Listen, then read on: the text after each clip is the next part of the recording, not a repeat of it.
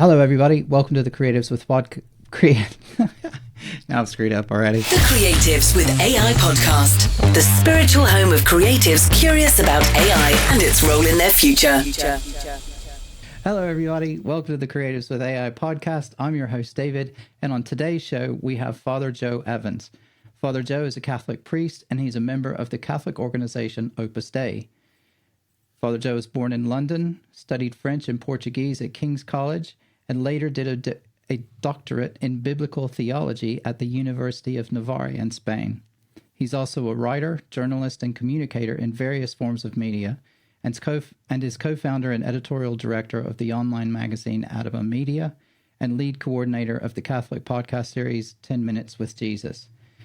I've been really excited to have a priest on, and someone from the spiritual community to come and talk about AI and how I think AI and morals and everything fits into that. So I'm really excited to talk to Father Joe. So Father Joe, welcome to the show. Thank you. It's great to be here. I thought I guess just start off a little bit and just give a little bit more of your background, because I assume there's probably a bit more of it than that. And just let everybody kind of know, to give us a little bit of context about what your background is and where you're coming from. Okay, well, I'm a very proud Londoner. I love London. I was born, as you said, I was born and brought up in London, but I've also been very happy and blessed to live outside of London in various places, Spain, Rome, Portugal for my studies, a bit of time in France too. I'm a great Francophile and Lusophile, love of Portugal. The Lord has taken me about 10 years to Manchester. I've had very blessed years in Manchester. I've just come from Manchester. I'm now based here in Oxford at a place called Grant Pont House, which is a centre of Opus Dei here in Manchester. I have worked as a journalist. I now run this online magazine called Adamah Media, which tries to bring people together in a sort of to form bonds, to overcome ghettos, to help people go beyond tribalism. It's something that's very dear to me. And I work a lot with young people, which I love. Brilliant. And can you explain for people listening, because I assume most people listening probably aren't going to know what Opus Dei is, and probably their only experience has been through a Dan Brown film or a book or something like that. Yes. And I'm sure you come across this all the time, but it's a good place to start, I think, just so everybody again can have a little bit of context. Right, of course. In the end, Dan Brown did us a lot of good, because it was a great chance for us to tell people lots and lots about Opus Dei. So he meant to do us harm, but he did us good. Opus Dei was founded by the Spanish priest Saint Jose Maria in 1928. He died in 1975 and was made canonized, was made a saint by Pope John Paul II in 2002. And his big idea, what God made him see, was that all people are called to holiness, and that you don't have to be a priest, you don't have to be a monk or a nun. Everybody's called to holiness through their ordinary everyday life. So it's very much making holy the ordinary. So most of although you got to hear a priest talking, I myself, before being a priest, was a journalist and a youth worker, and most of our members, at least over 90%, are ordinary layfolk, ordinary people. A number of them embrace celibacy, choose not to get married for the glory of God and more explicit dedication and the service of the other members. But most of our members are married or could be married, men and women who find God through their family life. But a big thing for us is making holy work. The very word, or the very two words, Opus Dei, means work of God. And it's all about our spirit, it's all about finding God through everyday life, through work. A lot of it, everyday life involves a lot of work. It also involves the life of the home and the chores, and the duties of the home, but also the joys of the home. But very much work. And so an Opus Dei member should, if he or she lives his spirit well, should be an exemplary colleague at work, should work very well with a positive spirit, should very much be a plus sign, a force of union, with a stress on quality work done for the glory of God and for the service of others. And we'll have members in everything from a street cleaner to a government minister, all sorts of possibilities. Yeah, it's really interesting, and just several of my family members are in the work, and it's it's always been quite interesting. So I know a bit about it. The way I explain it to people, and you will probably kill me for this later, is for people though who aren't Catholic or maybe who aren't even Christian. The way I like to explain it is it's almost like mindfulness. It's almost the same concept that you're mindful in your work. So you're mindful of your spirituality and doing the right thing and treating people well and being a good example and sanctifying the work that you do. I know you probably on all sorts of levels that's totally wrong, but No. to try and make people who don't have the Catholic context to to kind of understand it, I always think that's the easiest way to maybe help people understand. I think it's not a bad start. I would say mindfulness with God and for God. It's not just thinking about yourself or gazing at your own belly button. So we're Catholics, we're Christians, we firmly believe in God, and we have to live for God. So but I think it's not a bad way to start. Mindfulness for and with God. I like it. Good. Okay. Excellent. So one of the big topics that keeps coming up all the time in almost every conversation, and I've been talking about this for 9 months it comes up in every conversation that I have, is always ethics. And we talk a lot, and you mentioned navel gazing. There's a lot of navel gazing in the AI community, I think, about ethics and what that means. But I've always wondered, like, what's the moral aspect to it? And I know that today they're almost synonymous, but I always, when I was taught, I'm in my mid 50s now, so when I was being taught back in the 70s, they were taught as kind of your morals are your internal compass, whereas ethics are kind of an external thing that business have.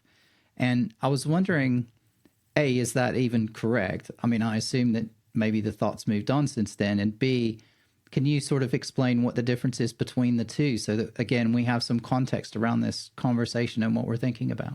Good, yes. I think in practice today, they are seen as the same, as different, sorry, as you've put it. They are seen as you put it in very nicely. The morals, your internal compass, ethics, what you expected from society, the right thing to do. That wasn't always the way it's been seen. A very famous work on morality, one of the great classics, long before Christianity, by the way, one of the great classics of thought is Aristotle's Nicomachean Ethics. And it's all about the internal compass. It's how you can be a good person, a good man or a good woman. So in recent decades, they've tended to make this distinction has grown up. And language evolves, and sometimes it's not necessarily a bad thing. The only problem there, however, is ethics can easily get reduced to legality and what you can get away with, what you have to do, business guidelines. That, for example, typically happens in medicine. Medical ethics, more and more, is being taught as what is legal and what's not legal.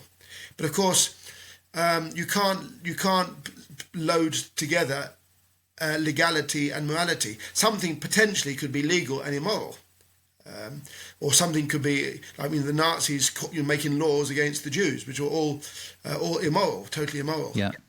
So morality is profoundly internal. Ethics should be profoundly internal. So I don't mind the distinction, as long as it's really understood that ethics can't be reduced to just legality or what you can get away with or what you can't get away with. Business guidelines. It's got to be more. It's got to come from the inside. Interesting. Okay, so I had it backwards. So that's good. Good learning point already. And so the other, I think, wrinkle that we talk about a lot, or my question that I always have is, and maybe the term natural law is going to come out here. But I think there is a concept that there's like this natural law, which I think almost every religion in the world agrees on a few core principles. You don't kill people, treat people like you want to be treated. I think there's some very core tenets that everybody agrees on. And then what happens is you get all the details around the edges, and it's all the what you can eat and what you can say and who you can talk to and when you need to do this and when you need to do that have divided everybody. But I guess what I'm getting at is that when you get into the ethics discussion, particularly around technology and in the workplace, you start getting people who have different views about what should be done here, or who should be done, how something should be done. And I'm curious to know what you think about how you start to bring all that together, because what we can end up in a situation where we've got some AI that's built in the Far East, where they may have a very different set of ethics that they live by, or societal ethics maybe. And then we've got the West, and we've got Silicon Valley, which has a whole another set of its own ethics that lives just in California.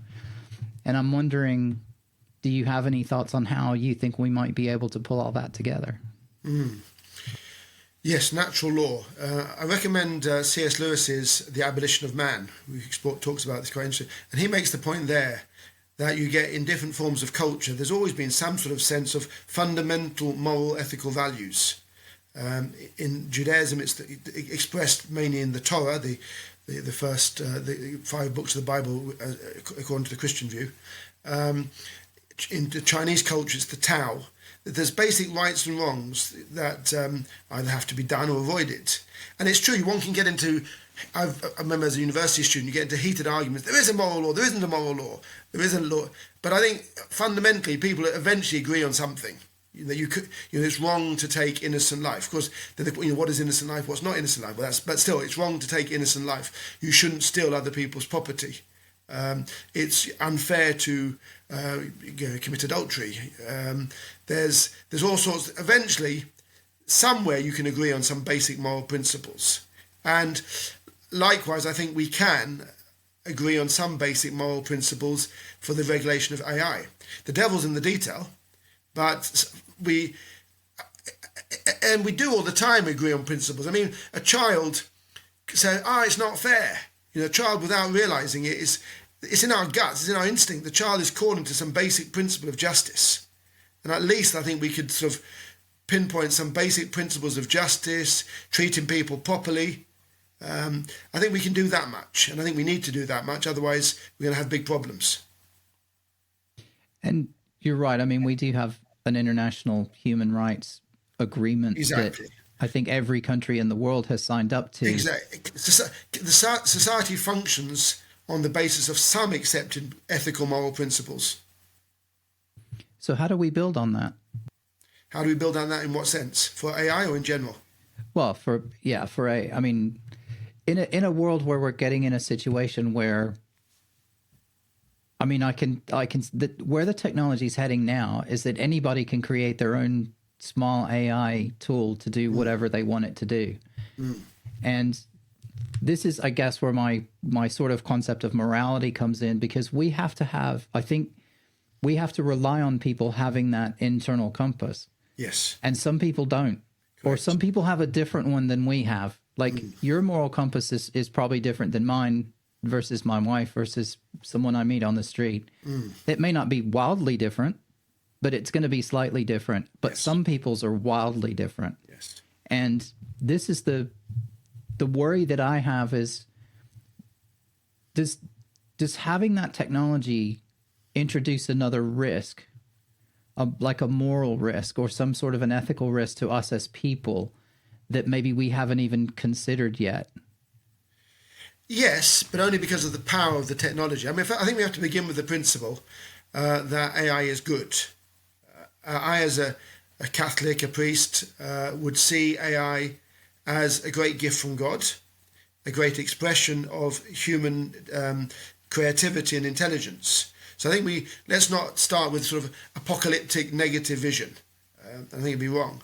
And I would say, although we perhaps slipped up slightly with Galileo, the church, I think, has quite a good record in promoting science, and precisely science developed within the Western world, really. So it's interesting that, because there is a sense that there is, God is intelligent, God is logical, and there's a logic that can be discovered. So I think we need to have a positive vision towards science, towards technology. However, the particular difficulty here, or the danger, is, of course, this new technology is especially powerful.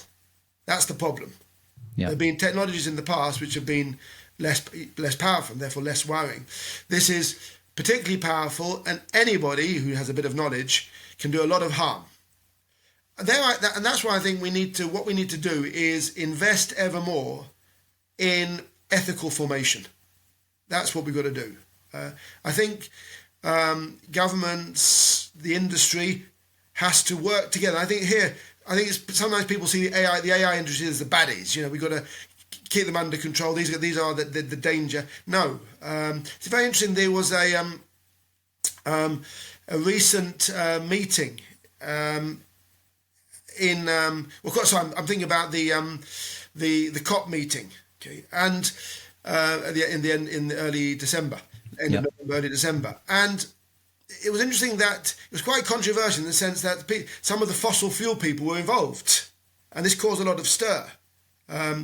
But I think it was a good idea because you've got to work together with everybody. And likewise, I think if we're going to form ethical principles and guidelines, I think those outside the AI world mustn't see the AI world as enemies. The AI world mustn't themselves see themselves as sort of, we're not understood.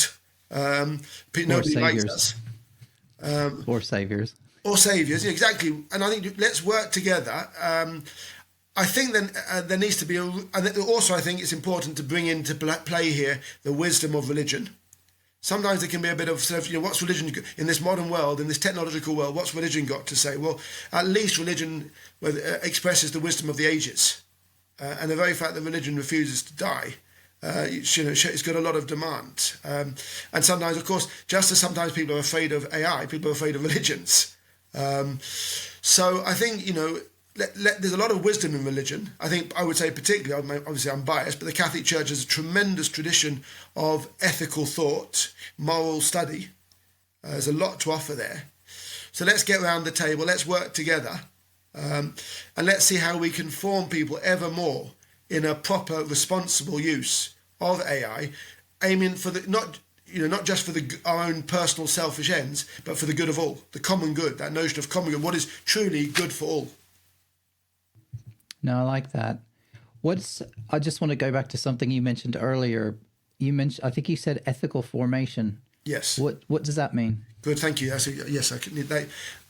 Basically, we're in a situation where it's a curious age, it's a great age, but it's an age where we have ever more technological power and technical ability. But somehow we seem ever more confused about ethics as a society. I don't want to get into too many details, but because these will get controversial. But the That's gender. Perfect. Go for it. Gender ideology, is a classic example of confusion. People are now even confused about what it means to be a person. Tremendous confusion, tremendous moral confusion, and also this is one of the surprising things, a surprising self-hatred that more and more you're getting ideas coming across where the human person is bad, the human person is the danger, is the threat. That comes across in forms of cinema. Avatar is a good example, where it comes in popular culture, where more and more humans are bad. Sometimes nature's good, or what we've got to do is if we can get beyond the humans and invent robots that sort of do without humans, then everything will be better. So I think, no, we need to see humans as good. We are part of the solution, not part of the problem. We can be part of the problem, but we're also part of the solution. And work together to understand ever more better clearly the ideas of the human person. That's what I mean by ethical formation. We don't understand ourselves. We seem to hate ourselves. We seem to be seeking our own extinction. There's a profound pessimism about the human person. We need to value ever more what it means to be human. Also going back to the classics like Aristotle's Nicomachean Ethics, the medieval thinkers, there's tremendous wisdom there about the human person. And we need to look at that again and understand it. I often, say, for example, people don't even know the vocabulary of goodness now. So you ask someone to explain what a virtue is. They might not be able to do it. Many people wouldn't even know what a virtue is, let alone live it. Whereas at least you go back to the Victorians. I'm not saying the Victorians were perfect. I'm the last person to think we need to go back to some sort of golden age. I'm very happy to be living where I am now. I'm very comfortable in it. But some ages have better things, some ages have worse things. There's lots of advances too. But the Victorians were very clear about what virtues were, and they would talk about virtues and they would distinguish virtues. You go to the Bible and the Old Testament, the ancient world, there's a tremendous tradition of wisdom. There's various books all about wisdom in the Bible. Nobody cares about wisdom anymore. No, you want to look good or be sexy or healthy, look young and healthy. Who cares about wisdom? Well, it's a shame that we've lost that. What does it mean to be wise? What is wisdom? What is virtue? What is the good life?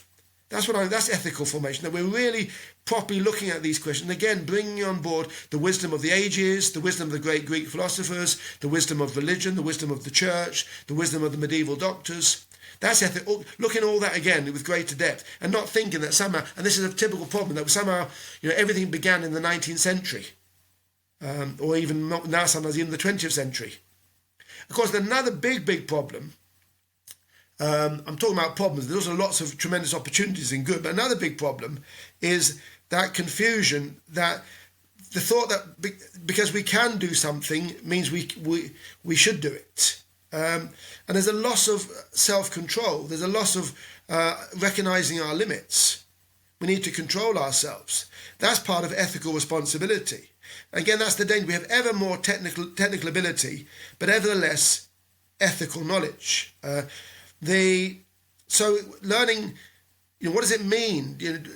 Learning to control ourselves. That's a big problem of our age. Pope Francis talks about that, particularly in the aspect of consumerism. He talks of a feverish consumerism, which is harming the planet. So it's interesting how Pope Francis brings together two very interesting aspects. One is concern for the environment, and another thing what he calls, is a bit of a technical term, but once you explain it, it makes a lot of sense. What he calls the technocratic paradigm. Now, the technocratic paradigm, again, is the idea that if you can do it, it's right to do it. Whatever you can get away with, whatever you can technically do, you can do it. Or technology will solve all our problems. All we need is a technical solution. So we can pollute as much as we like, but as long as we can deal with it, we can deal with the fallout technologically. We can damage our bodies as much as we like, as long as we've got statins or whatever it is to limit the damage. And technology can come into this. Now, technology can do a tremendous amount of good. Enormous amount. We're having this conversation, this wonderful communication through technology. So again, we have to be open to the many possibilities. But that be careful with that idea that somehow there's a technological solution to everything. That just because we have the technological ability, it's right to do it. It might not be. We can blow up, nuclear power. We can blow ourselves up. Sometimes we have to say no to ourselves and realize the solution is more than technology, and we might have to go slower and say that don't go down there. That will harm us. Things like, again, speaking as a Catholic priest, but experimentation on embryos. Is it right? Is it the right way to go? I mean, do we know what we're doing? So much of our research, we don't even know what we're doing. We don't quite know the harm it could have. Genetical manipulation. Maybe we need to go slower and say, is this right, before we start doing it? Sometimes, but too often, we start doing it and ask moral questions later. 100%. You're absolutely right. And I think, the perfect example is we could sit and talk through so many examples where there have been massive unintended consequences that have come after a new technology, like social media, for example. It was all well and good, and it was great fun in the beginning, and people were talking to each other, and we had this wonderful, amazing, ability to communicate, and we were talking to people across the world, and it was all really good until it wasn't. And then then the bad actors started getting involved, and then people who wanted to just cause trouble, and then and then the bad bits started coming in. And now what we're realizing is that that's caused psychological problems in teens and in young people who've grown up with the internet, and they've got they've got all this dysmorphia, they've got body dysmorphia, they've got all these things, and social anxiety and all these other things that have come off the back of it, which you might have guessed, but hindsight's 2020. So at the time, it's really difficult, and it's Silicon Valley and a lot of the tech, not just Silicon Valley, but I just say that as a representative of the tech industry in general, almost always start off in a very basic altruistic way. Yeah. And they really do believe that what they're doing is good, and that, they couldn't possibly believe that somebody would use it to do something bad, because they're not bad people. And they genuinely, that thought doesn't even really enter their head until you start to really push back on them and say, but what about this? And they go, but no one would do that. Like, okay, maybe you need to start to think about this a bit differently. But yeah, it's really interesting. And, you mentioned medicine, and I generally don't talk about personal life, but I've had some experiences, particularly with stem cells and some of the stem cell research in the past. And I know, for example, at the University of Tennessee, they got in massive legal trouble in the US because they were aborting healthy babies so that they could sell the stem cells for researchers and to do research with. And people can look it up. It was a case in the US, and I mean, it's horrible. Yeah. So, stuff like that does happen. It definitely happens. Since I'm trying to think of how I want to ask what I want to ask, I just spit it out. I think what we're seeing, and correct me if I'm wrong, and I totally may be wrong. This is just my anecdotal feeling, but it feels like we're in a situation where, certainly in the West, I'll keep it kind of to the West, which is, sort of Europe and the US and that sort of thing. It feels like for the last few decades that religion has been decreasing, yes, or certainly involvement in religion has been decreasing. In the West, I think in other places, growing, Africa, Asia, yeah. But yes, yeah. in the West, without doubt. Exactly. That's why I sort of corrected myself, because I was thinking about that. With that going on, and people not paying so much attention to religion, whether it's Catholic or else, yeah, how do we start to then have those ethical discussions, and how do we try and get people back to some level of thinking about their ethical formation? Through discussions like this is one way. I think Christians also have to get out there, and people of religion have to get out there and get across these ideas. Sometimes we only got ourselves to blame. That we also need, and that means professional competence. You need to know what you're talking about. So I think part of it is us getting out there, getting across these good ideas, because we've got these amazing ideas, wonderful, all this tremendous tradition, but nobody knows it. So I think education on our part, but I think also people have to start asking themselves questions that, really, where have we taken ourselves? Are we any better for having ignored religion? Are we the divorce rates go up, mental health problems go up, wealth goes up. Although even now, it went up for a while, but this now, it's not necessarily going up everywhere, and certainly not in Europe. There's serious economic questions that are being asked. The demographic problem, the question, the birth rates declining. Are we any? I think people have to ask themselves: are we any better off, really, for having rejected religion? Maybe it's time to go back and listen to what religion had to say. And some, in some of these areas where we've been warning people, for example, the Catholic Church, good to have children, be open to life. Money isn't everything. Things like that. Judge first, be more concerned about the ethical consequences than the financial profit. I think people need to realise, maybe all that we've done, we got a bit dazzled by it, as can happen. And a bit like what you were talking about, for example, social media. Yeah. And we've harmed. I think that wonderful story. I don't know who it comes from, but I'm sure you've heard it. The children who had who had these powers to a room. They could go into a room and make anything they liked. They could turn that room into anything they wanted. And they were having tremendous fun, all sorts of wonderful games in that room, until one day they decided to turn the room into a jungle, and they went in and were eaten by wild beasts. Right. And maybe we've got ourselves a bit into that situation in the Western world. Some of the wonderful things that we've created are in danger of eating us up. And before it's too late, let's start listening to some of the wisdom of the past.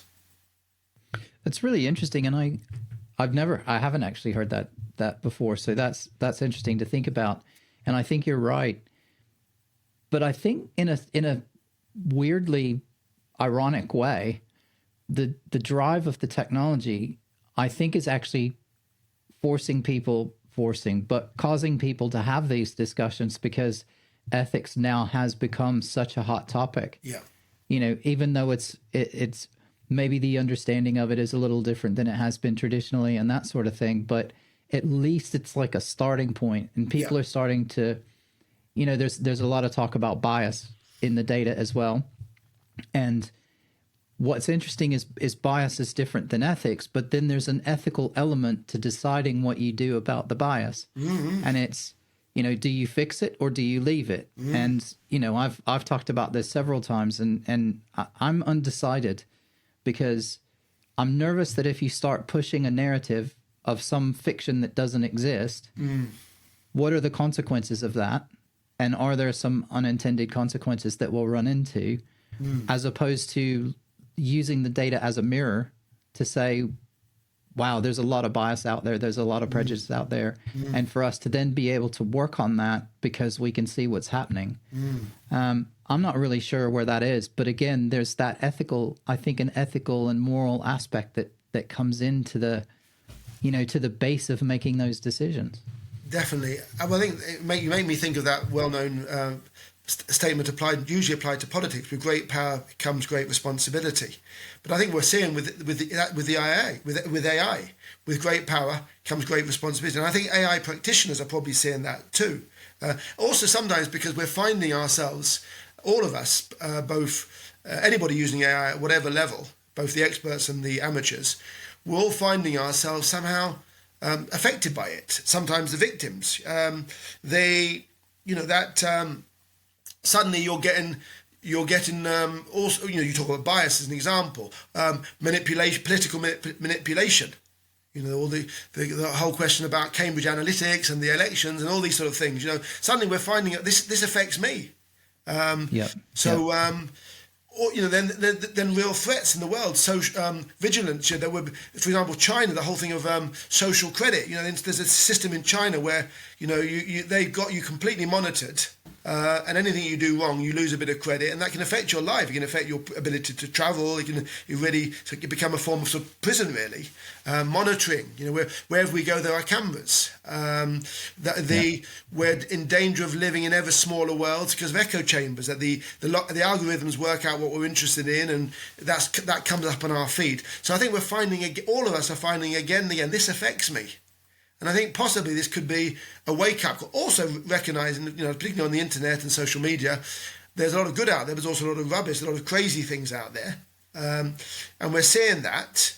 And hopefully this will lead people to ask, as you say, ethical questions. There are dangers here. There's a lot of good opportunities, but there are dangers. I do need to think more ethically. Yeah. No, and I hope, fingers crossed, that it ultimately pushes people that way, and that it does become a little bit more of an open discussion than it has been in the past. Right, that's been quite a heavy conversation so far, and we've dug into a lot of stuff there. I want to slightly change a little bit and ask, have you ever used AI, or do you use AI yourself? Well, it depends what you mean by AI. I haven't yet got to chat GPT. Right. I like to develop my own material. I mean, I suppose obviously depends what you mean by AI. I mean, anything computerized is AI in a sense, but no, in the sense of somehow computers sort of generating their own intelligence. Of course, this does lead to the question: to what extent can computers be intelligent? But perhaps we can come to that one afterwards. So I think no. I have to confess, I'm not a very technical person. That's okay.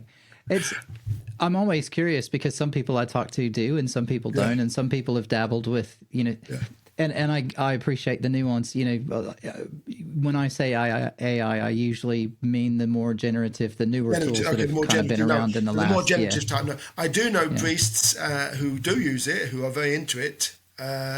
Certainly a lot of Christian and Catholic lay people that use it a lot. So there's no, in that sense, I think we're all very familiar with it and very happy with it. There's no fear of it. We mustn't be Luddites, sort of seeing technology as bad and trying to destroy it. But no, I confess, I myself am a rather untechnological person.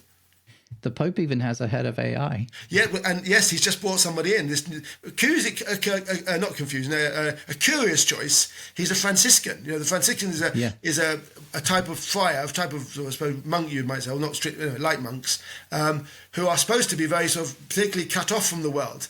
But clearly, this guy is an expert in the topic, actually, I would very much, anybody who wants to get a good sense of the most recent Catholic teaching on AI, I would very, very much recommend something which is only from the 1st of January 2024 by Pope Francis. It's his every 1st of January in the Catholic Church is the World Day of Peace. And the Pope always produces some discourse. And this year's one is all about AI and peace.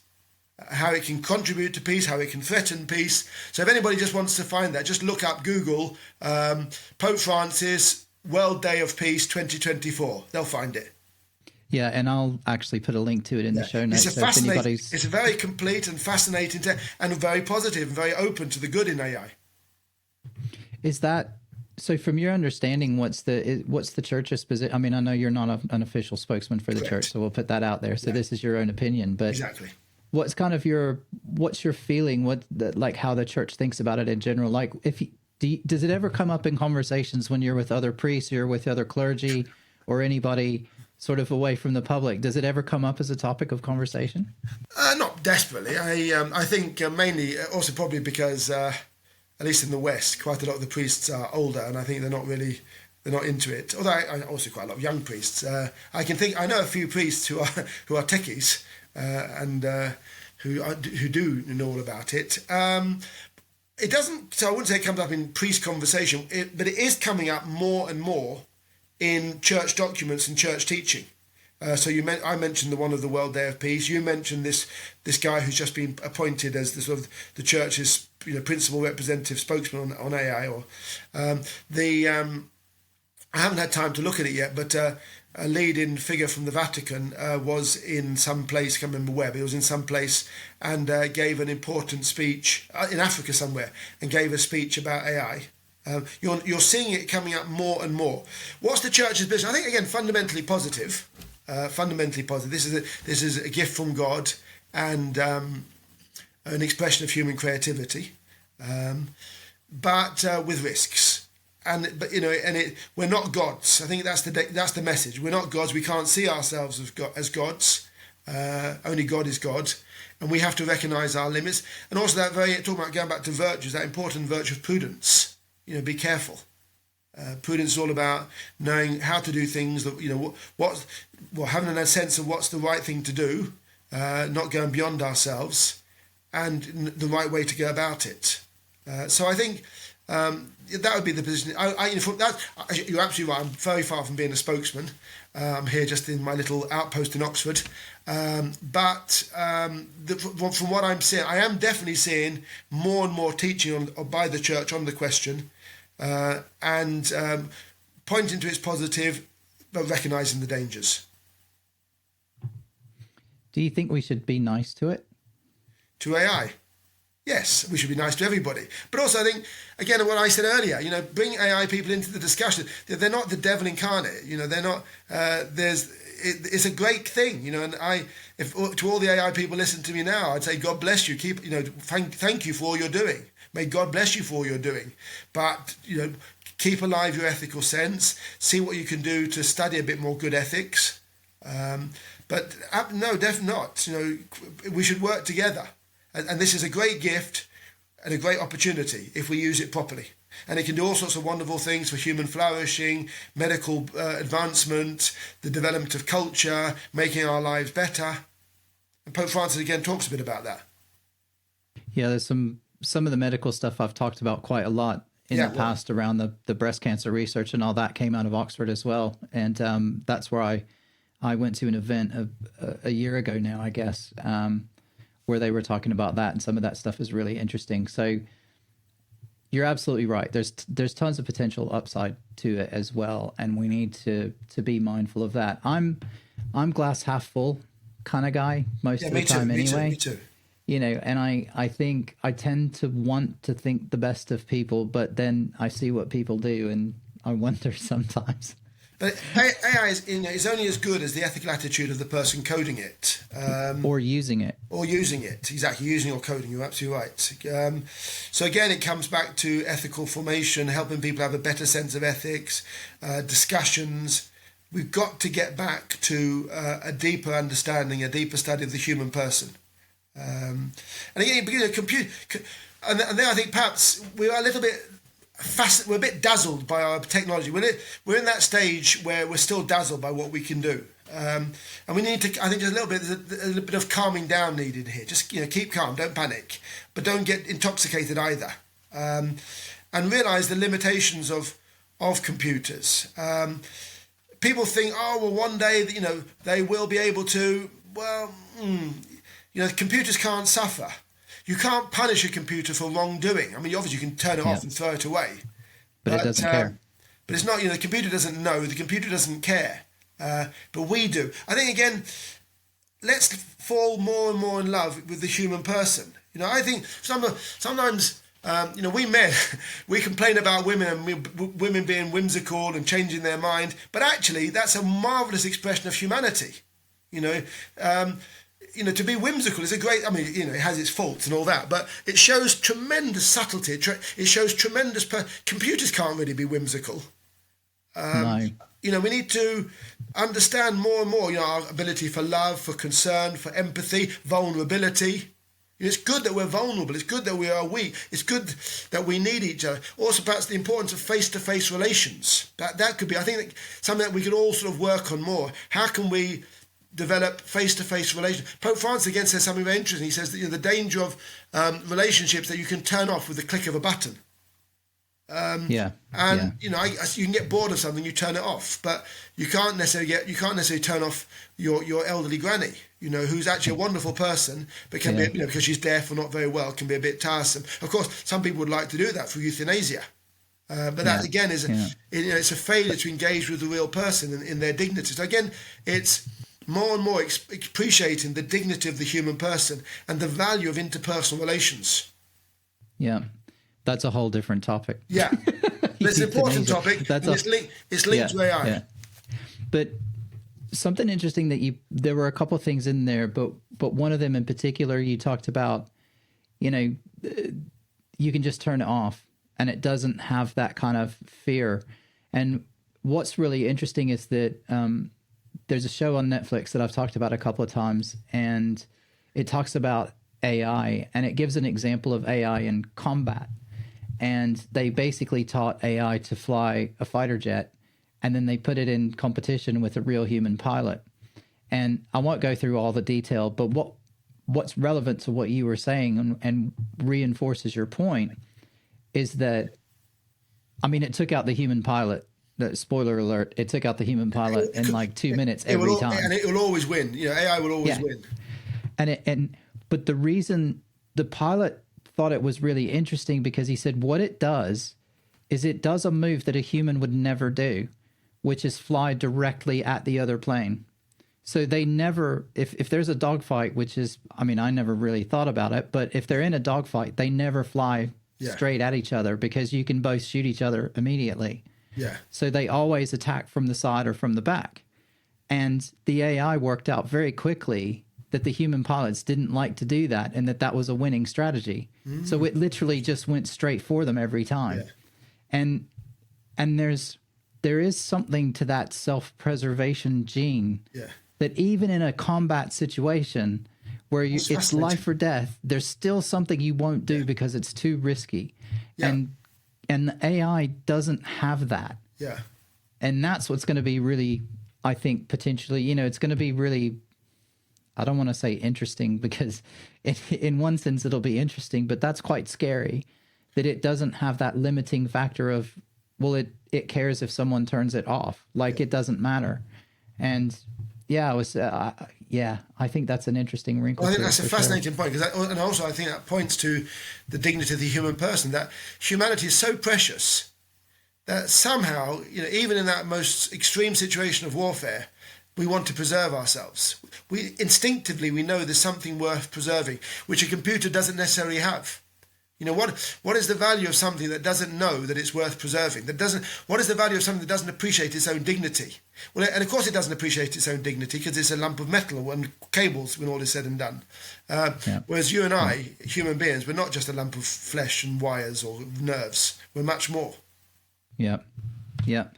I'm conscious of time. We're at sort of 45 minutes already. There is one thing I did want to come back to, though, that you mentioned a few minutes ago, which was talking about intelligence. And I think you had something that you wanted to say around human intelligence versus the sort of machine intelligence. Did you have something you wanted to? I think simply to say, that there is that debate about whether, computers can be more intelligent than human beings. But I think we have to, my point was that intelligence is more than technical know-how.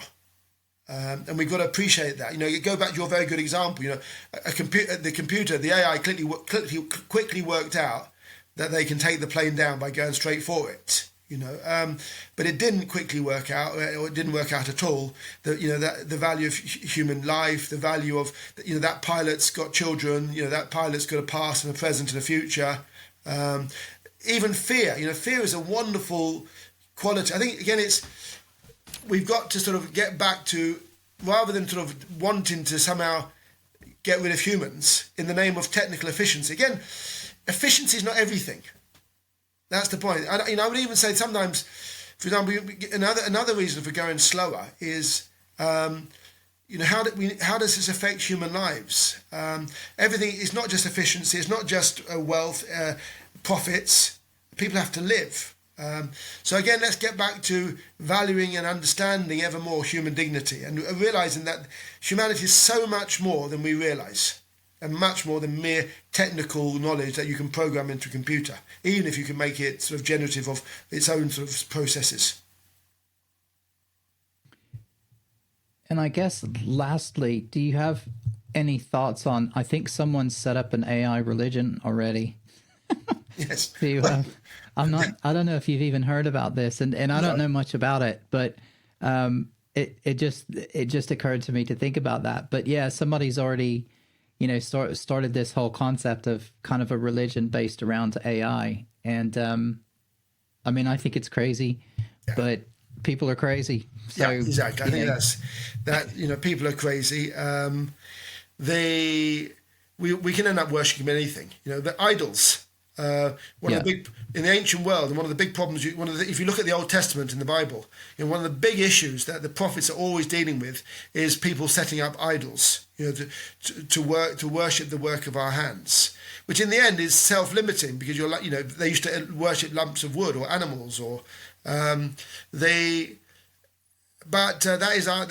can be dazzled by that. And I think here too we have to be careful not to worship the work of our hands and to recognize our limits. Again, I think again and again. So human creativity is a wonderful thing. AI is a wonderful thing, but we've got to recognize our limits. Otherwise, we can end up destroying ourselves, or at the very least harming ourselves very, very badly. And here I think again we go back to the need for some clear regulations. It's impossible to have absolute watertight regulations, also because AI moves so quickly, technology moves so quickly. But I think let's agree some worldwide principles, which then governments have to apply in their respective legislature. Maybe an international body with authority recognised by all. Again, bring in the AI business. They're not the enemies; they're the friends. I know all about it because I'm a journalist by profession, and everybody thinks again, the journalist, that we're devils incarnate, and we're not. A journalist is just an honest bloke or girl doing their job, wanting to get information. You're not the devil. You're just a minor spirit. Just a minor evil spirit, a minor malign not you spirit. Personally, but journalists. I think people are fundamentally good. I think we get back to that. People are fundamentally and generally want to do the right thing, and we have to recognise that. So let's get everyone involved. Let's get some principles. Let's develop our knowledge of ethics and the human person, and I think that will be the international agreements, international federations, perhaps cooperation. I think that's the way forward. Brilliant. And when you have an AI assistant sometime in the next few years, what do you think you might name it? Well, probably because of my magazine, Adamah. I think I'd call him Adamah, just because I've been so happy with Adamah, and it's a lovely magazine, and so I think I'll probably... That's a great name. I have a friend named Adamah, and she's a lovely human as well. Really? So How that's lovely. a great name. And do you know what Adamah means? Adamah means earth, soil, and that's the whole purpose. The idea of our magazine is we want... Adam comes from Adamah. The human person comes from the soil. So we want the magazine to be a space where the human person can flourish, can arise. So again, always I think for all the whole AI world, all the people involved in this, let's work together for the human person to flourish. Totally agree. And where can people, obviously you've got a website for Adamah, so tell everybody where they can find that. Well, just Google Adamah, Adamah, media, they'll find it. And anything else you have that you want to promote? I run this for those who are more Christians and want to pray, to be helped to pray. I'm lead coordinator of this daily meditations called 10 Minutes with Jesus. So it's like a daily 10-minute meditation. Again, just Google 10 Minutes with Jesus, you'll find it. And it's just a way to help people pray as they're going through life on their journey to work. Just a very lovely way to connect with God. Brilliant. I'll put links to all that stuff in the show notes as well. So if people are looking at it, you can just click on the link. I'll make it that easy so that they don't have to even Google it. Wonderful. Father Joe, thank you very much for your time today. It's been really interesting, and I'm really happy I was able to have this conversation and to start to dig into it a little bit. Pleasure, David. I've really enjoyed it too. Thank you. Cheers. Bye-bye. Creatives with AI is a proud member of the AI Podcast Network. To stay up to date with current episodes and show information, subscribe to their newsletter at podcastnetwork.ai. And don't forget to follow the show on your favorite podcast platform so you'll always get the episodes as soon as they're available. Thanks again for listening, and stay curious.